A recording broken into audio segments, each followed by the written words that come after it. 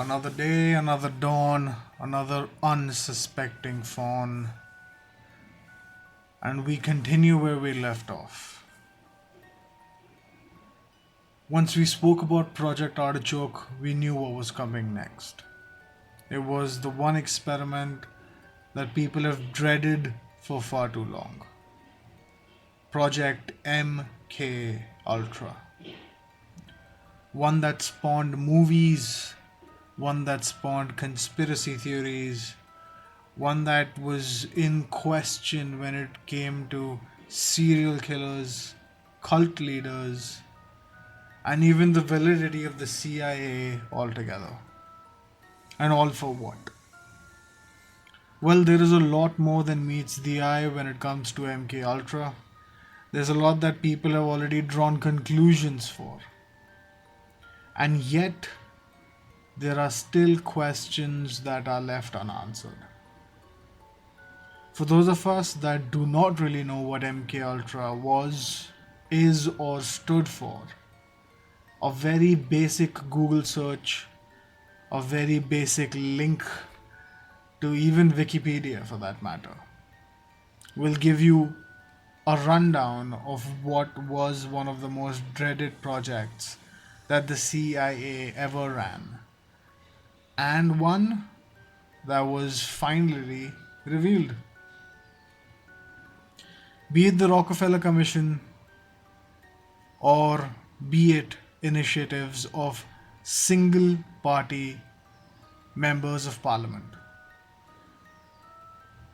Information that was once held close to the chest because of its damning nature was finally revealed.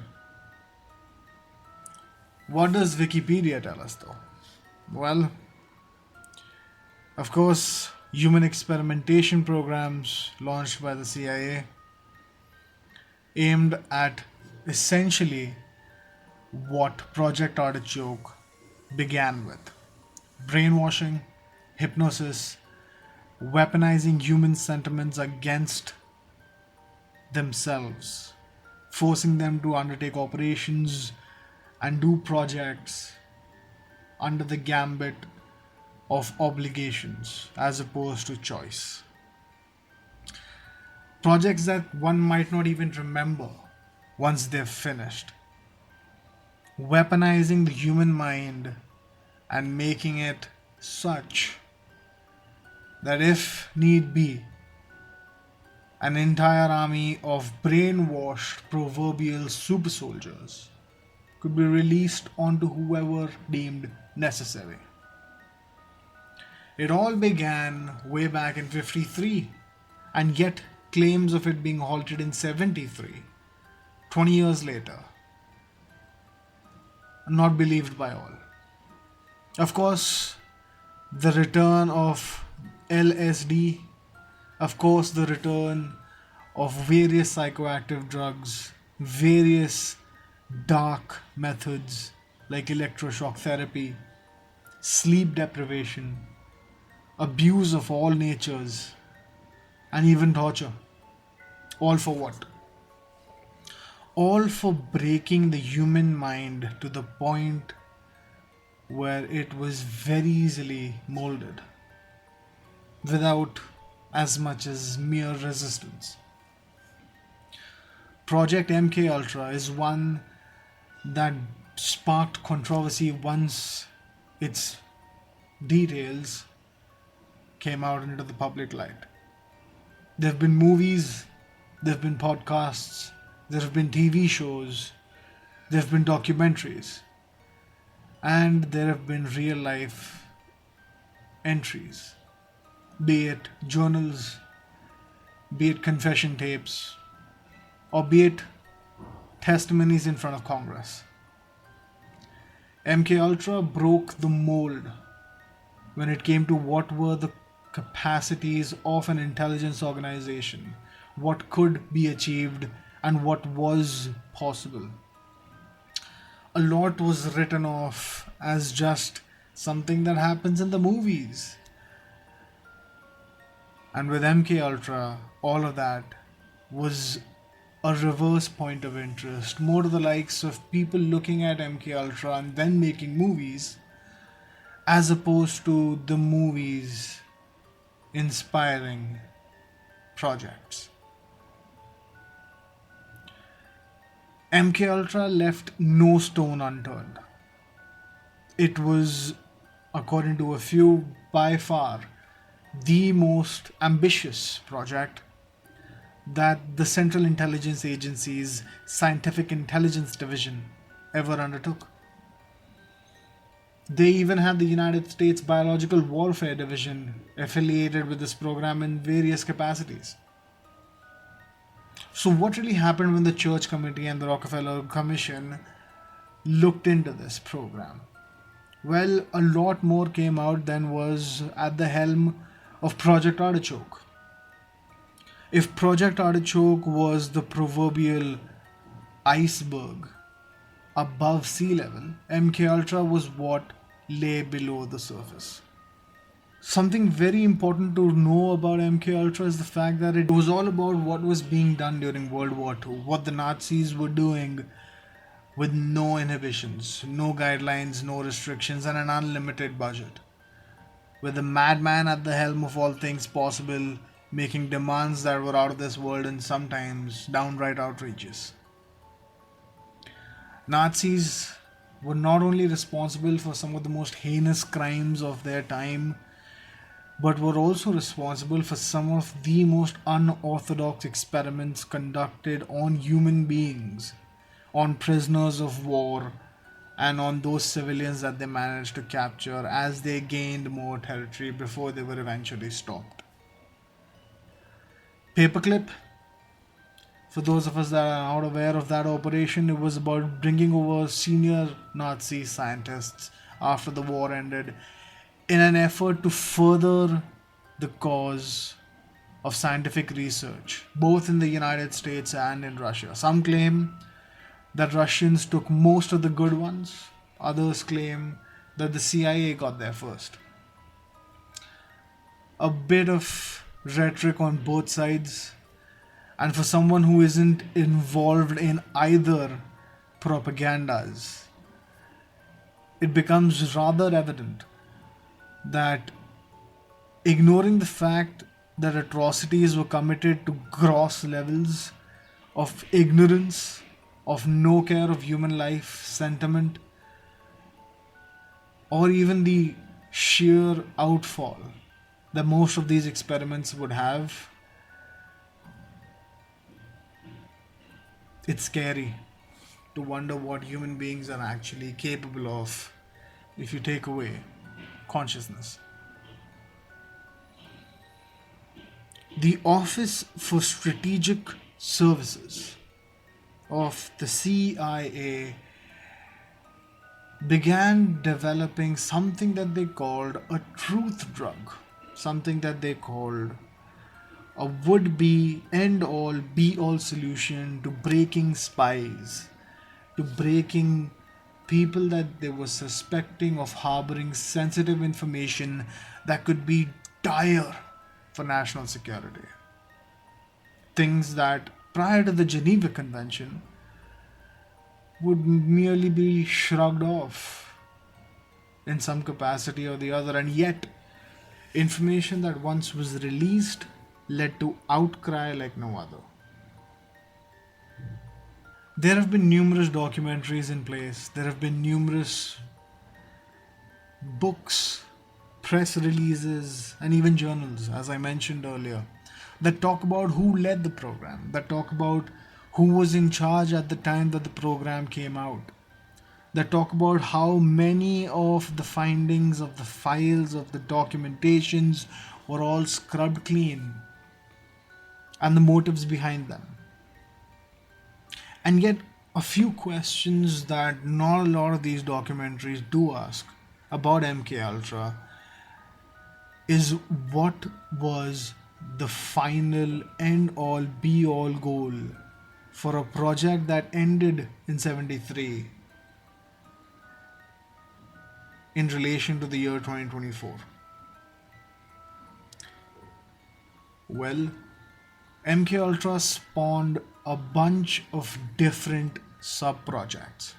Projects that, according to some, exist to this very day in various capacities. So, can the CIA's understandings, can the CIA's knowledge and takeaways from these various atrocities that they committed back then directly correlate to the various government takeovers, the various government topples, the various assassination attempts that all rotate back to the CIA? Could they be true? Could they hold any ground as to how the CIA operates to this day? I need not be the one to tell you that there have been numerous whistleblowers that have come out about the shady operations that the CIA undertakes. Stuff that is way beyond just maintaining national security. Stuff that is unnecessarily, well, rogue, for lack of a better word. And yet, the unlimited black budget that the CIA functions with enables them to go unchecked. Will they ever be checked? Will there ever be a time wherein one of the most dreaded intelligence agencies out there will think twice before going ahead with such covert operations? Truth be told, no. If they were that good back then, you can best believe that they're better now.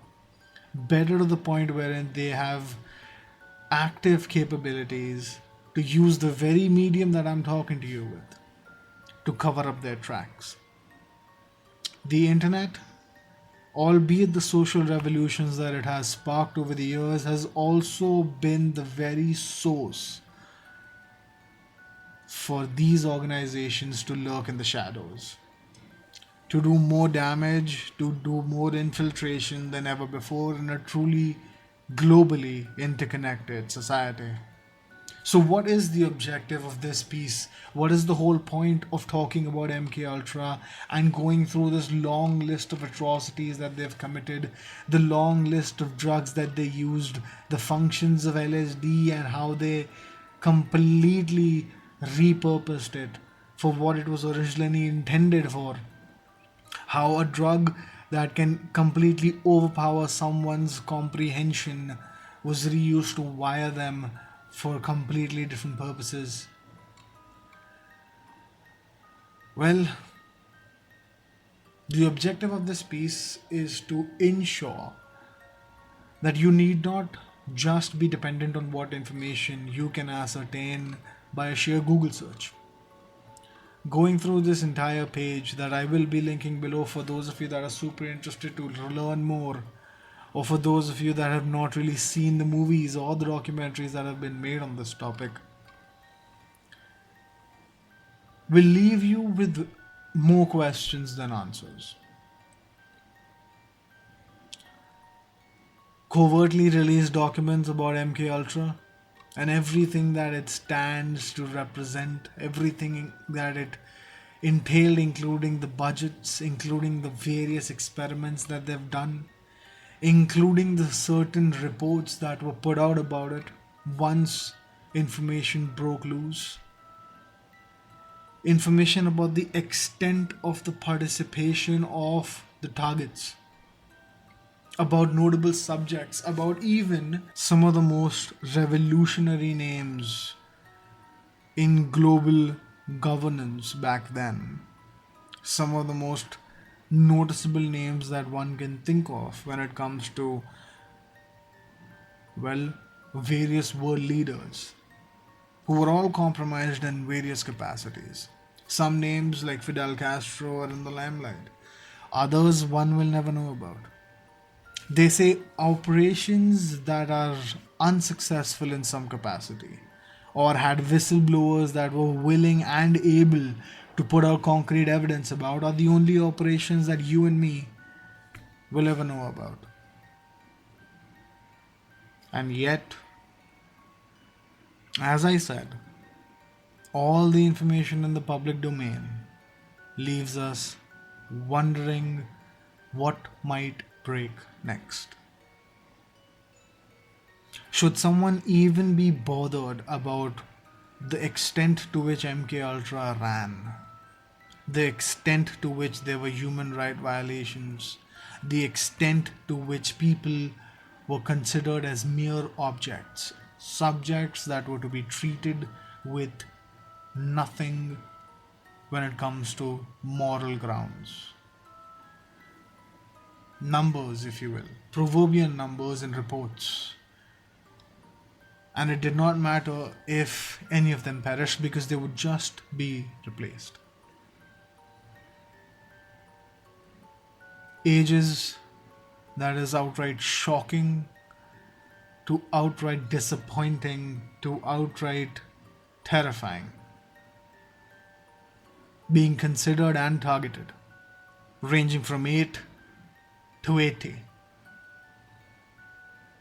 Professions that were in government, that were a part of the CIA, to famous actors, gangsters, revolutionaries, and even world leaders. The point is, information goes a long way. The urge to understand more goes a long way. If watching a random conspiracy video on the internet is supposed to somehow give you mental fulfillment, then you are somewhere seeking some amount of mental gratification. Yes, this falls into some gambit of entertainment, if you will. But more like it forces one to try and understand the extent to which humanity as a whole has gone before and by all means will go again. Just look at what you're surrounded by today. There have been covert operations. There have been operations wherein remote triggering of explosions across an entire country, one that was visible in movies, was now made a reality. Overriding nuclear reactor controls remotely is no longer a thing of the past, it is a budding reality. If you are an agent or if you are an entity of a government that wants to get things done at any means possible, and if you have an unlimited budget, you can best believe that you're living in an era where all of that is possible. And we are not here to fuel the cogs of conspiracies. We are here to fuel the cogs of consciousness, of being aware, of a drive for knowledge. At the very least, learning from what has happened earlier to what is possible next. The objective of making a video like this is not to try and one-up ones that have been done before. Is not by any means one that will be able to give you more entertainment than a movie made on this entire topic, or to even go in extreme depth with curating information or lost archived footage like some of the big networks have. It's about making you look beyond what is being given to you on a silver platter. Have the urge to try and learn more. Have the urge to try and question more. I will be here covering a bunch more. I will be here talking about a lot of other CIA projects. By all means, as one should be. Because to drive knowledge further, to drive that itch to understand better, and to not fall into the mere demographic of one that consumes content and moves on, is to actually influence change. All I want is for you to be more aware of what's going on, what has always been going on. I'll see you soon.